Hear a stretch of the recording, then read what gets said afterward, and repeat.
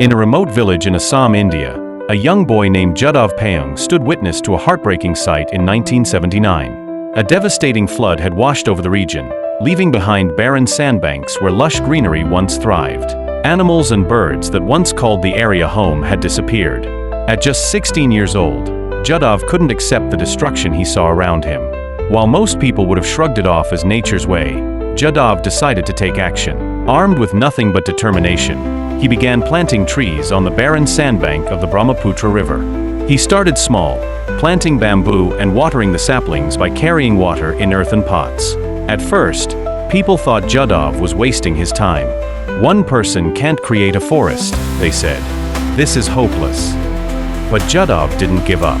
Every day, he returned to the sandbank, nurturing the young plants, protecting them from cattle, and continuing to plant more trees.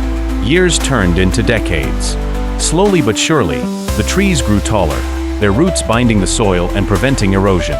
Birds began to return, bringing seeds from faraway lands. With time, Jadav's patch of green transformed into a lush, 1,360-acre forest, larger than New York Central Park.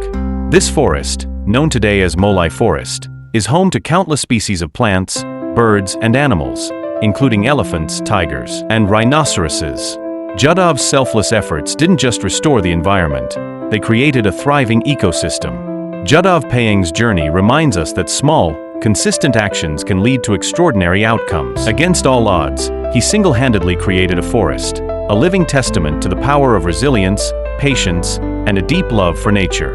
His story has inspired countless people worldwide, showing us that we all have the ability to make a difference, no matter how big or small the challenge may seem. Nature has given us so much, Jadav once said. We must give back to her. What small step can you take today to make the world a better place?